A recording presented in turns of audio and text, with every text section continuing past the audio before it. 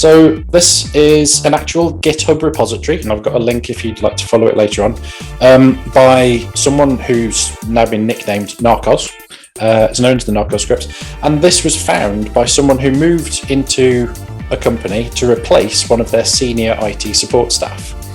And he'd just left. I don't think there was anything malicious about it, but for whatever reason, he hadn't wiped his computer or all of the things that were on it.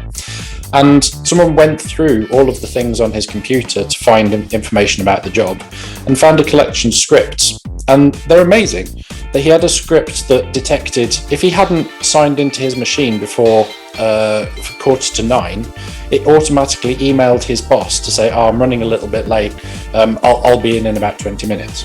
There was one that if it detected he hadn't signed out of his machine or was still active at 6 p.m, it would text his wife and say, it actually had a text file with about 50 different excuses in it, and it would just pick one at random and send it to his wife. My favourite was that they found one they didn't understand. It would pick up, so you'd execute it, it would send a bunch of binary through the network to a completely unknown MAC address, and then wait 28 seconds or something similar, and then end. Or rather, it would send one final bit of binary and then end. And they were really confused by this.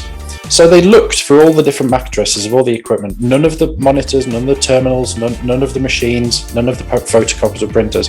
And eventually they found out, A, that it was one of their coffee machines on his floor, B, that it had been networked and no one knew you could even network the coffee machine, and that this particular bit of binary brewed his favourite kind of coffee, and that 28 seconds was the amount of time it took for him to walk from his desk to the coffee machine.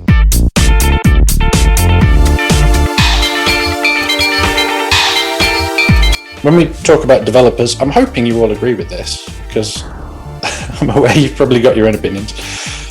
I reckon we think in a different way. I think most of the places I've worked, even with very intelligent people who are very, very high up and good at their jobs, they haven't necessarily been able to think in the way of doing it that the computer would understand. And developers tend to think in that way.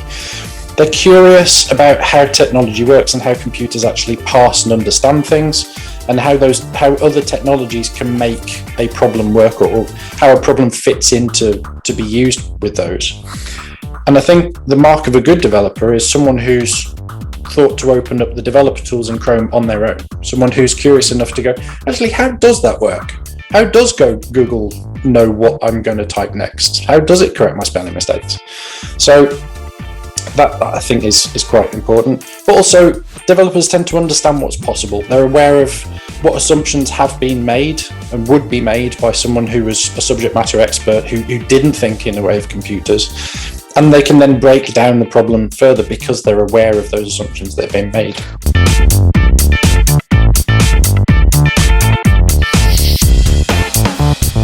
The reason why you might do that and actually get some of these people in the first place is because off-the-shelf solutions are terrible for everything but the really big, jobs that everyone needs doing. A lot of people, and I'll come back to these in my examples, will either get or have got massive improvements from moving from paper to digital. And in a lot of cases, people have gotten huge benefits just from moving and changing the way they do things. They're still on a computer, but as simple as moving from Excel to a database will probably get you a long way forward. But unless it's something everyone does the same way, it's going to need some sort of customization and support. Everyone writes Word documents, everyone writes spreadsheets and slideshows and image manipulation, and because of that, there are big, successful software packages that do those jobs really, really well. And they've had input from millions, hundreds of millions of people about what kind of features they want and need. And so there are solutions for that. But if you're in a small college working with a team of 10 and you just want to manage 50 people, be that a sports team or some people who wander around doing health and safety checks, things like that, you're probably not going to be able to find a package that does it. Certainly doesn't do it the way you want to do it.